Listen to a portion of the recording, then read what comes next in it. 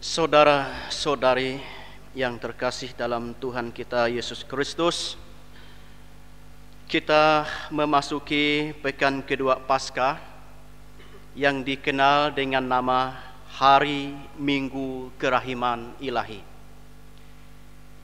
Pada tanggal 30 April 2000, Paus Yohanes Paulus II mengumumkan agar Gereja Katolik di seluruh dunia merayakan Hari Minggu Paskah kedua sebagai Hari Minggu Kerahiman Ilahi. Waktu itu Bapa Suci memimpin upacara kanonisasi Beata Suster Maria Faustina Kowalska menjadi Santa Faustina Kowalska. Kemudian tahun 2016 telah ditetapkan oleh Paus Fransiskus sebagai tahun Yubelium Agung Kerahiman. Tahun Yubelium Agung Kerahiman tersebut telah dimulai pada hari raya Santa Perawan Maria di Kandung Tanpa Noda, Pelindung Paroki Pusat Damai, 8 Desember 2015 dan berlangsung hingga 20 November 2016, tepat pada hari raya Yesus Kristus Raja Semesta Alam.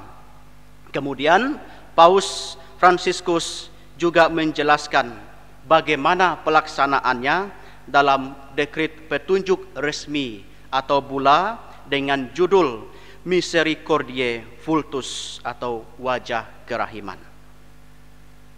Saudara-saudari, apa yang istimewa dari Hari Minggu Kerahiman Ilahi? Tuhan Yesus ketika menampakkan dirinya kepada Santa Faustina memberi pesan,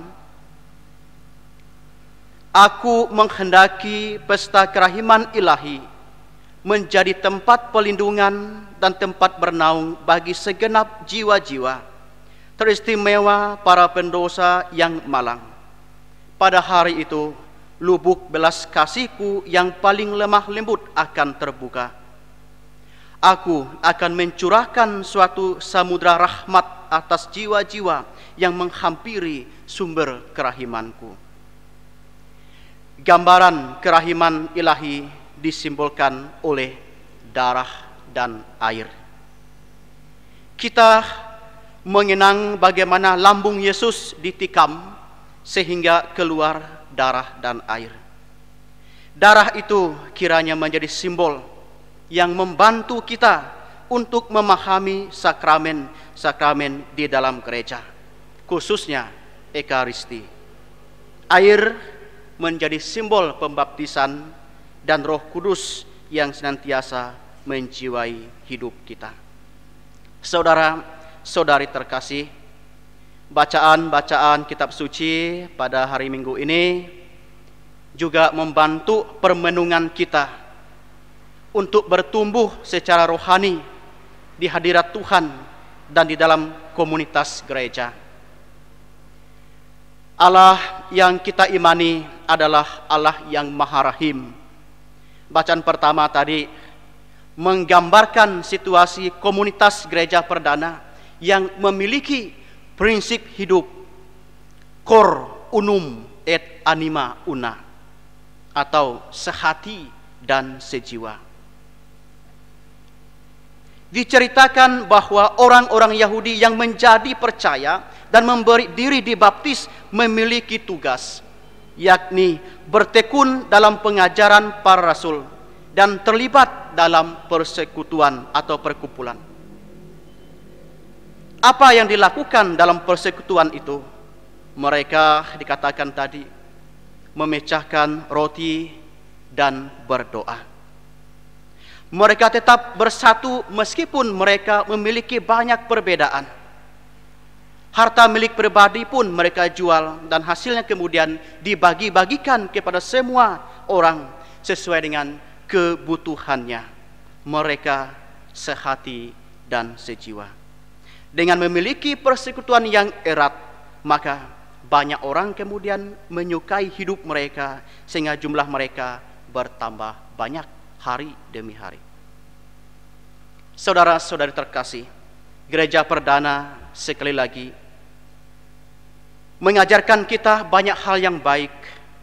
Kita tidak hanya percaya dan dibaptis, ya. Kita tidak hanya percaya dan dibaptis, tetapi kita juga bertekun dalam pengajaran para rasul dan terlibat aktif dalam persekutuan. Seringkali kita hanya berpikir bahwa menjadi orang Katolik itu cukup dengan percaya karena dibaptis. Memang dibaptis dan percaya itu baik, tetapi belumlah sempurna. Karena itu kita hendaknya tekun dalam pengajaran para rasul dan pengganti-penggantinya. Dan kita terpenting adalah juga ikut terlibat aktif di dalam gereja.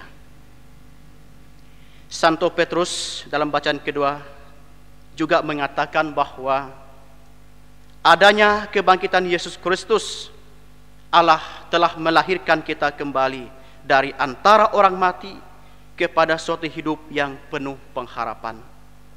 Oleh karena itu, nama Tuhan dan Bapa Tuhan Yesus Kristus patutlah kita puji dan kita sembah. Apakah yang kita harapkan sebagai anak-anak Tuhan yang berpengharapan itu? Saudara-saudari, kita menerima warisan yang tidak dapat binasa, tidak dapat cemar, dan tidak dapat layu, yang tersimpan di surga dan di bumi. Kuasa Allah telah menguasai semua orang, bahwa ada pencobaan-pencobaan dalam hidup merupakan cara untuk memurnikan iman dan kepercayaan kita kepada Tuhan. Kata kunci yang penting kita ingat di sini adalah lahir kembali. Saudara-saudara terkasih, kemudian dalam bacaan Injil, Tuhan Yesus menampakkan diri kepada para murid-Nya. Mereka sedang berkumpul bersama dalam suasana ketakutan. Dalam suasana seperti inilah Tuhan hadir dan menyapa. Damai sejahtera bagi kamu. Dan ia juga menganugerahi para rasulnya Roh Kudus dan kuasa untuk mengampuni dosa-dosa manusia. Dia berkata, damai sejahtera bagi kamu, sama seperti Bapa mengutus aku, demikian juga sekarang aku mengutus kamu.